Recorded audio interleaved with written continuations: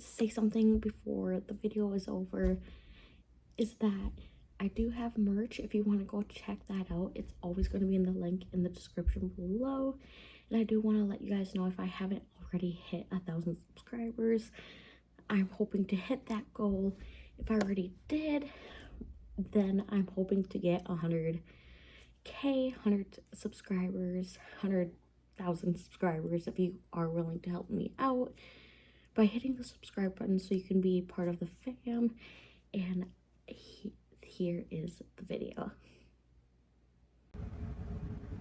Hello everyone, welcome back to my channel. Just in case if you don't know who I am, my name is Hannah and I am super glad that you guys are here in today's video.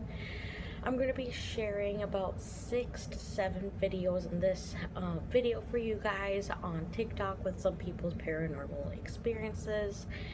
And the first one I'm going to be sharing is by the user Ratchy Bell. So here is that one.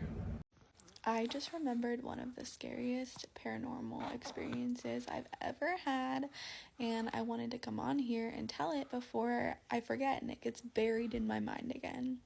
So this was in 2021, and I was living in Tennessee at the time. There was a cemetery in Tennessee, in Nashville, I think, that I really liked going to. It was really, really pretty. I only went there a couple times. Once with my grandparents, they love going to cemeteries, and once with one of my kind of spooky girlfriends. We went there just for the vibes. It's just quiet and pretty and sunny and just good vibes. And she was leaving that afternoon, and I was like, oh, let's stop at the cemetery before I drop you off at the airport because it's really pretty. I want to show you.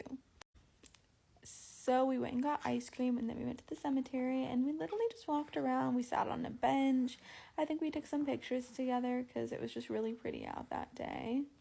I drop her off at the airport, and I'm driving back to my house, which is about like a 30-minute drive. And I was feeling sad, you know, one of my best friends, she just left. She was visiting me. I was feeling homesick, so I was like, I'm gonna call my mom.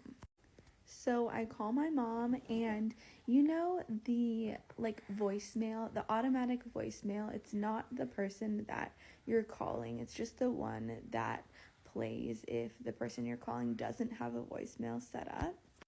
Something like, I'm sorry, your call has been forwarded to an automatic voice message system. You know what I'm talking about, right? I think they're all the same. So I call my mom, and it goes to this automatic voice message system, but it's not the normal lady voice of what I just said.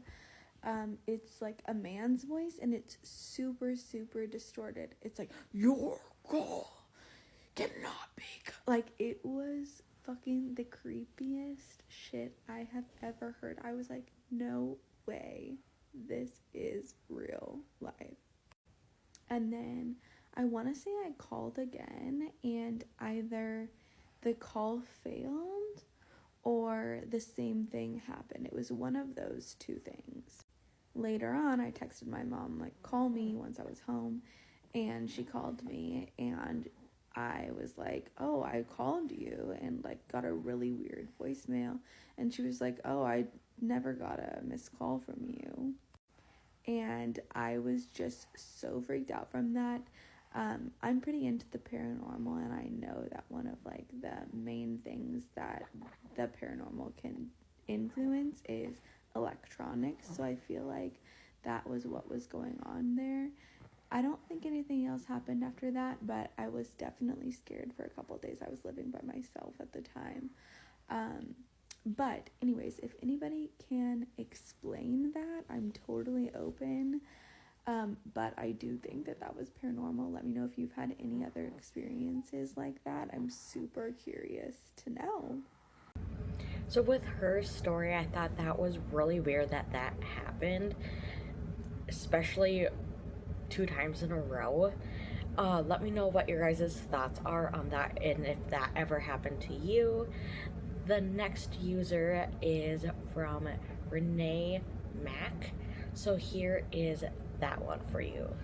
Tell me a ghost story that sounds completely unbelievable but is entirely true. I don't know if this was paranormal or not, but a few years ago, my husband and I had a day where we were bored, so we just drove from Nashville, Tennessee to Illinois and back and just stopped at whatever random things we thought were interesting. And we were coming back home like pretty late at night, and we were going through this part of Kentucky that I've never been to before. It was like pitch black. There was nothing around. And my husband was like, let's pull off and see the lake. We pick one of the little random side streets, and as we turn and the headlights hit the road sign, the road is called Devil's Elbow, but because we are horror movie white people, apparently, we did not turn around. This is a dirt path and there's holes all in it.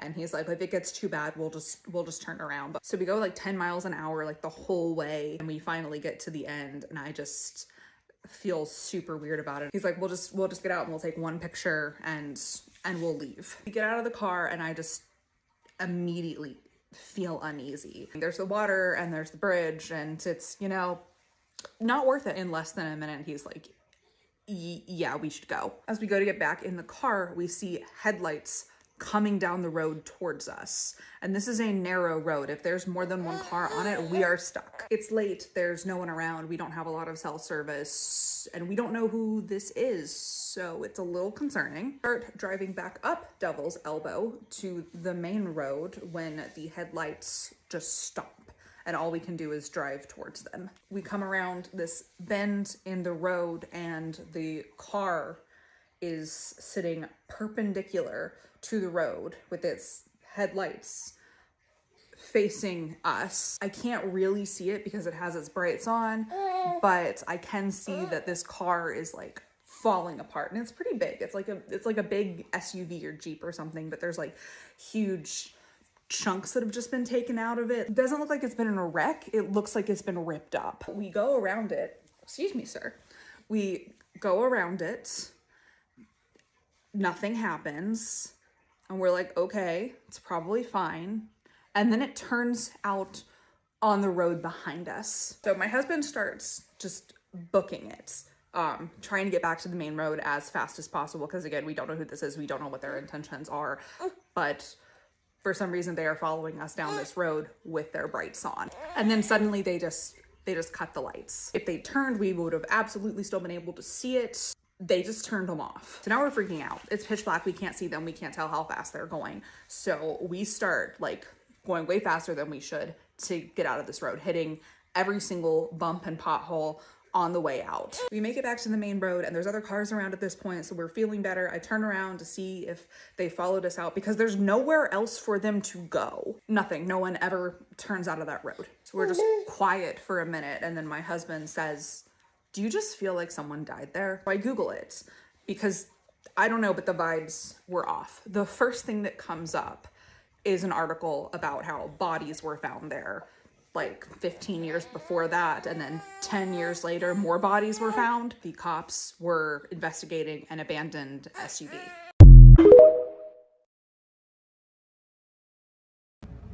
So with that one, I think I would have done the same exact thing that they would have done in that situation when they were leaving. Let me know what your guys' thoughts are on that. And I don't know, I thought it was really crazy that happened. The next one is from the user Soft Taco. So here is that one. I was around 6 or 7 years old. My cousin Kariana and I used to play hide and seek at my grandmother's house. And honestly, I feel like it was more than just hide and seek. Like, you know how kids would normally have like a, go outside and play hide and seek, stop playing in the house. Well, we had free range of outside and inside my grandma's house. So hide and seek for us was a huge adventure. We really liked to play in the basement, which was basically its own little world in itself. Had old boxes of Cabbage Patch Dolls, Atari with Pac-Man, had a little dusty VCR with some movies, and it was also the laundry room / my grandpa's workspace / the garage. All the way on the other side was the garage. Very multifunctional basement. One day we were doing what we do, and we decided to play hide and seek. And I decided to go hide in the closet downstairs in the basement. I crept inside, and I waited, and I waited, and I waited, and and I waited, and it felt like 15 or so minutes, but honestly it was like running on kids' time, so it could have been less than that, but to me it felt like 15 whole minutes of waiting in that closet. So honestly, I figured that Kai gave up on me or forgot about me, because she had forgotten about me in the past before playing hide and seek. Just because it happened before though doesn't mean I wasn't pissed off. I was pissed off. I was about to swing that door open so angrily and storm upstairs and go give her a piece of my mind, but the door wouldn't open. Kept turning the handle, but nothing would happen. The handle was turning, but literally nothing would happen. To me, my first thought was that somebody was on the outside of the door holding the door, or like pushing it with their body weight so that I couldn't open it. There was no shadow under the door, there was no giggling, there was no like indication that a person was there at all, other than the fact that the door would not open. That's when I started to panic, and that's also when I noticed how dark the closet really was. I remember my heart racing so bad that like I thought that I was going to have a heart attack at the ripe little age of 8 years old. I started slamming my hands against the door as loud as I could, screaming for Kai. Like, I was screaming so loud that my voice was becoming hoarse, and I'm surprised that my grandma didn't hear me, but honestly, I think she was playing Farmville on her computer. I don't blame her. As I was screaming and slamming my fists against the door, I heard something from behind me, and it was like a breath. It wasn't just like a, it was like a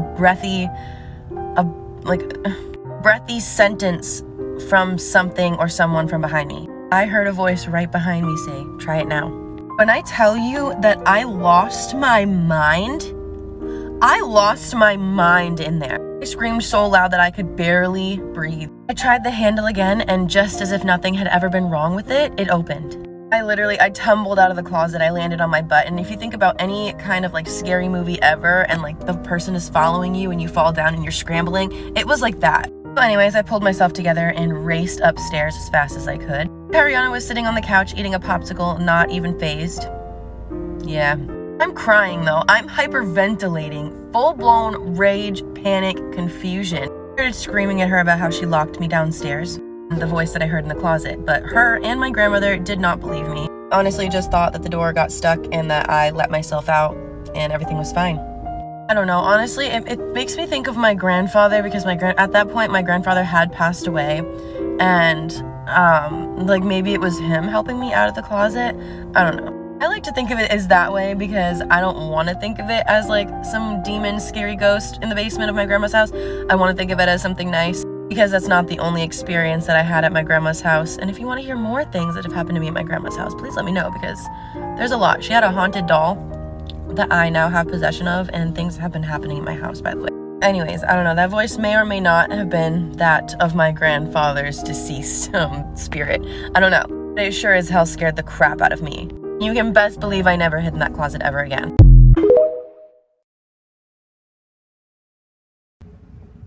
So with that one, I thought it was really crazy that she got locked in with no reason at all in that closet slash room. It could have been her grandpa helping her out, but I don't know. But let me know what your guys' thoughts are. And the next one is by the user Phoenix something collective. So here is her video. Oh hey, it's Sophie, and this is a spooky, scary story time from an experience I recently had in the middle of nowhere, Missouri. So I was driving back from Austin, Texas as a female solo traveler, and it was night, and I needed gas.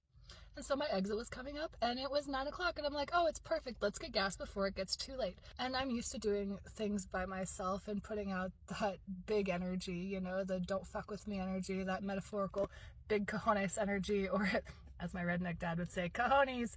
But, you know, the puff out your chest, and I generally don't feel anxious in my body during these things. Like, I'm aware of my surroundings, I'm paying attention, but I'm not like, oh my god, I gotta get back in the car! But fast forward to the other night. So I pull into this gas station, and it's not like a truck stop, it's just a regular gas station, but it doesn't look like sketchy, it's just, you know, kind of in the middle of nowhere. And my first clue that something was up should have been that all of the lights in the overhead over the pumps were flickering, and not just like like this ripple flicker, like literally it looked like Stranger Things up in there. But naive little Sophie's just gonna drive up on in there because it's just an electrical problem. So I get to the pump and it won't read my card. It says you have to go inside to pay, and I'm like, that feels weird. And this is when my sensors started telling me that something was in fact off with the situation. Like I had enough gas to make it down the road to a different place. Like I was like, okay, I'm gonna get out of here. So I get back in my car and I start to circle the parking lot, and I am so directionally challenged. Like I can literally get lost in the parking lot, and I kind of did. So I went around the back of the building, and there was one singular streetlight that was flickering in the same way. And I'm like, oh, that's weird, because between point A and point B, there are lights that are not flickering. Like if it was an electrical problem, it should have been the whole circuit, right? And then I looked up to where I had just been under the pumps, and those lights were fucking dead straight. And I'm like, oh God, I need to get out of here. This energy is bad. So I circle around, and I'm struggling to find the driveway because it's visually hard to see. And it felt like a trap. It felt like a maze. And of course my anxiety is rushing. So I get out of there and I breathe a sigh of relief. I'm like, okay, it's fine. It's over. But I couldn't shake this like dark presence, this weird fucking like over my car. And I'm like, okay, this is something more happening here.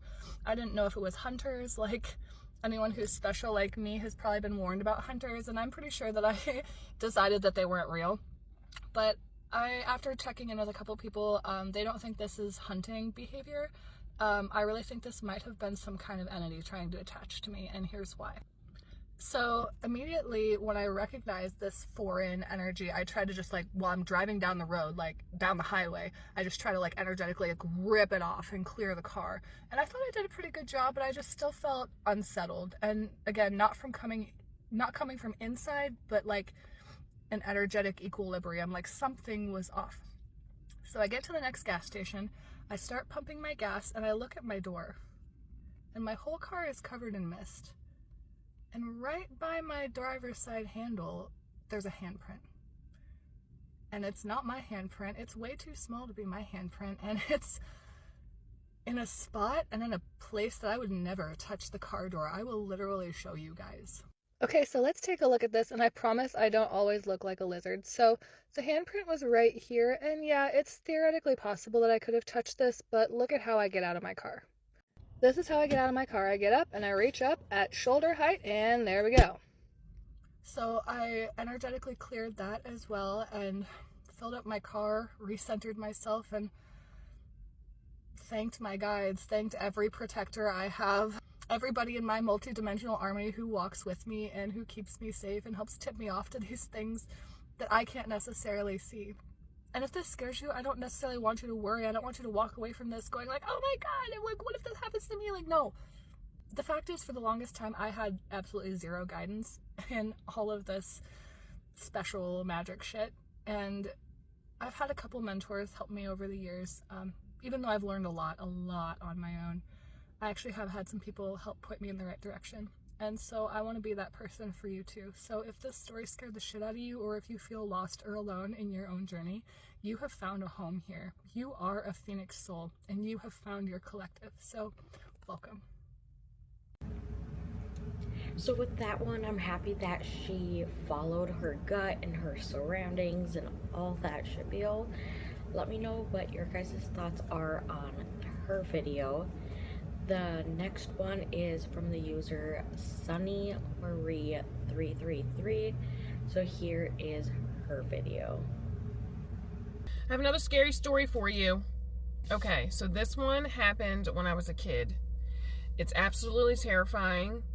And up until this very moment, I've repeated this story, I can count maybe on one hand in my entire life, because it creeped me out that bad. I'm going to try to do this in maybe 1 to 2 parts. I'm just going to make the video as long as I can. Okay, you guys ready? All right, so this is when I lived in Baltimore City, so I had to have been in like 1st or 2nd grade, okay? I was at my babysitter, Miss Tracy's house. She lived 2 streets over from us, and we would go over there when my mom had to go to work. It was me, my brother, my sister, and a few other kids that she watched. This particular week, her husband, who was a firefighter at the time, was in the hospital because he got very, very sick. He's usually there. He's upstairs. She had like a downstairs area with the kitchen and stuff down there.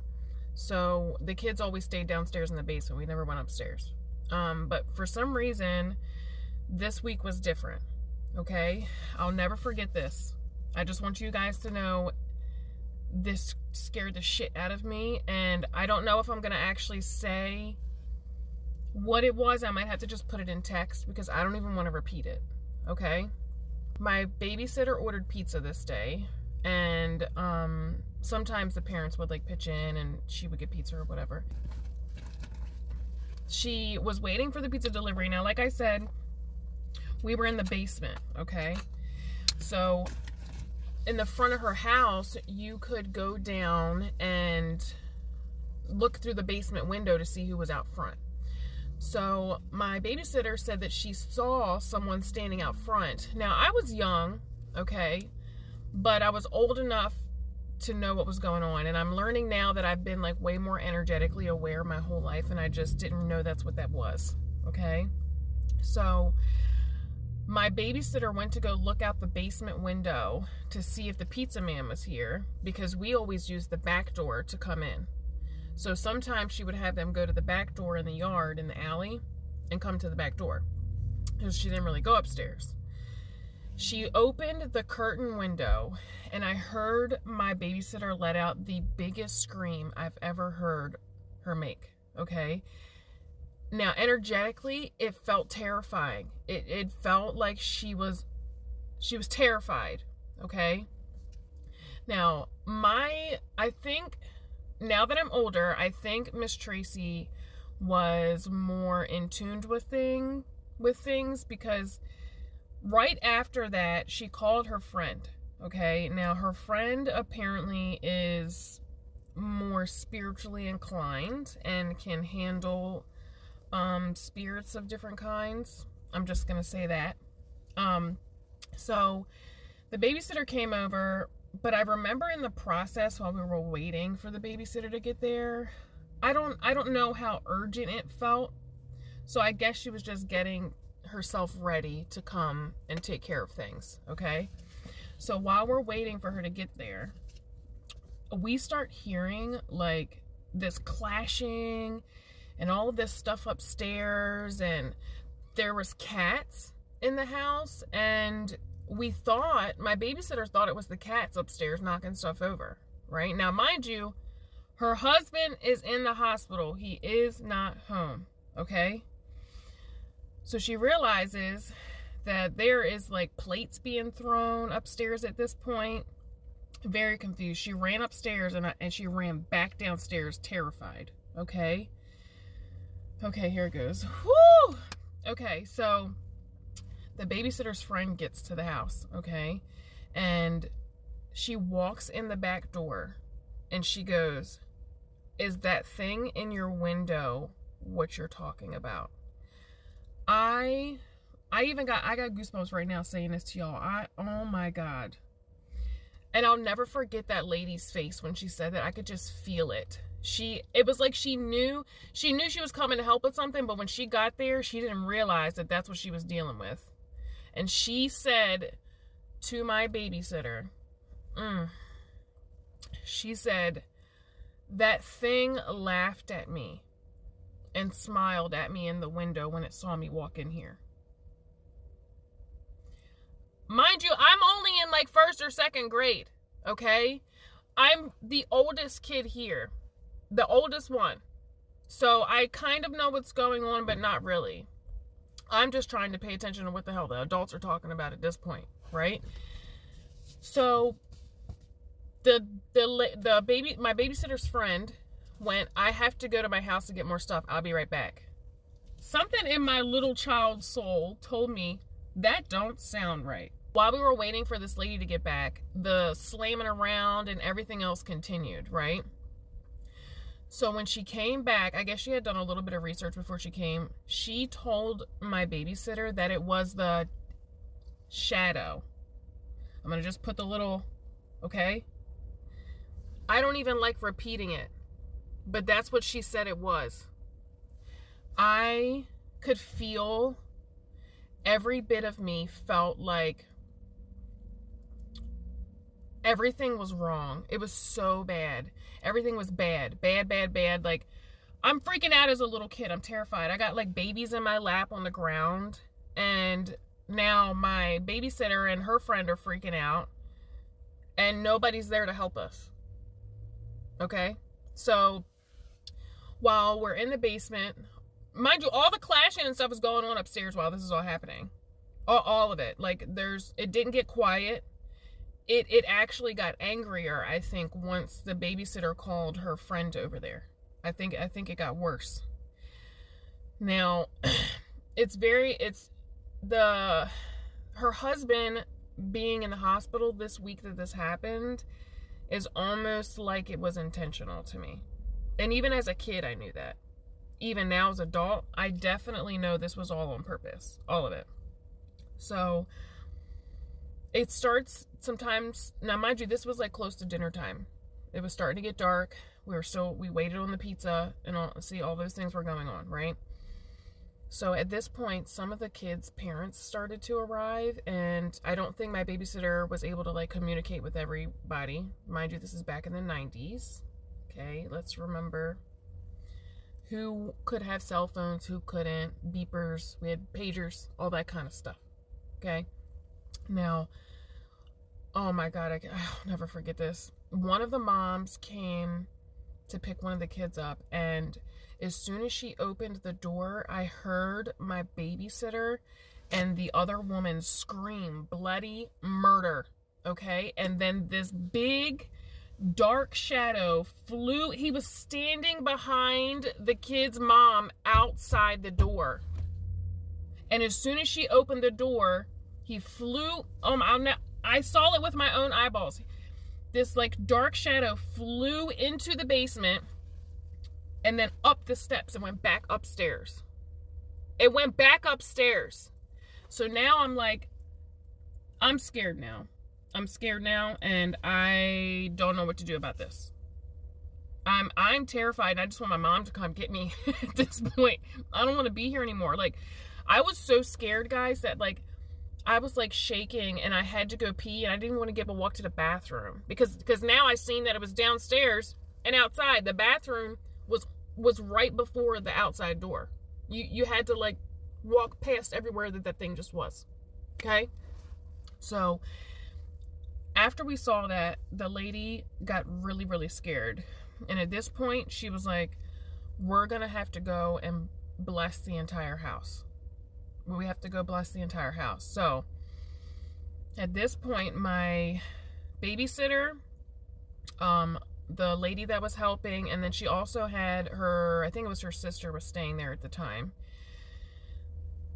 They went to go walk up the basement steps to go bless the other rooms in the house.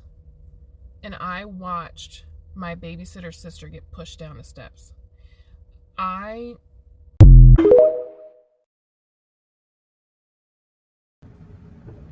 So with her story, like, I found that really scary. I honestly don't know what I would have done in either situations if I was the babysitter, experienced that watching other people's kids, or as one of the kids experiencing that. Like, I don't know what the heck I would do, if I'm being completely honest, or as a parent picking up my kid. Like, I don't know what the heck I would do, but it does sound pretty scary and overwhelming and stressful in that situation.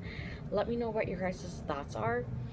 And then the next user video is the last one of this video, and this one is by the user Lindsay's Creepy Storytimes. So here is hers, and the last one for this video. One of our Creepy Storytime family members, Dominique, told me this awesome story, and now I'm going to share it with you. Creepy Storytime. So she says she was living in the middle of nowhere in upstate New York at the time of this very interesting encounter. It was in October when she was about 14 years old, and her best friend decided they were going to go hiking in the woods. So it's pretty cold at the time, and they were hiking for about an hour or so, and then they realized they were lost, and the sun was going down fast. Getting a little worried now, they decided to just keep walking a little bit more to see if anything started to look familiar. So tensions are super high right now, and they are not recognizing anything. So to make matters worse, As it's getting darker, all of a sudden they start to hear a rustling sound coming from a nearby bush. Her best friend has just had it, and he starts screaming at this bush, and then whatever was inside of it started charging towards them. So they just took off running, and they ran and ran until they didn't hear it behind them anymore. So then they slowed down to more of a walking pace. So at this point, the sun has completely set. It is cold, it is dark, and they figure their best bet is to just stay put. They decided to take some shelter underneath a pine tree. She said they could hear the sounds of different animals all around them all night long, but it was so dark that they couldn't see anything at all. They would fall asleep off and on, and then there was one point where she said her best friend was passed out and she was just awake in the cold. And then all of a sudden, she got a sensation like she was being watched, but like from above. She was not prepared for what she saw when she looked up. There was a humanoid looking figure above her. It was human shaped anyway, and it was emitting this bright light all around it. She could not make out a face, but the light was just haloed around this figure. She also said that despite how weird this was, she didn't feel fear at all. And then the figure pointed to the left, and immediately she knew that this was the way out. Then just like that, the figure vanished. So she wakes her friend up, and after telling him what happened, he pretty much thinks she's crazy. Doesn't seem to believe her at all. But when the sun came up and it was safe to walk again, she and her friend went into the direction that that figure showed her, and lo and behold, they came out right at a road that went alongside her home. How awesome is that? She feels like it might have been a guardian angel. She says she will never forget that experience. Let me know your thoughts in the comments. I'm sure Dominique will probably be in there checking out what your thoughts are. And don't forget to follow for more creepy story time.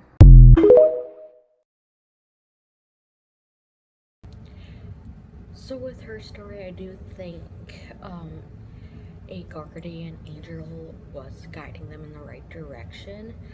Let me know what your guys' thoughts are on that story, or any of them for that matter.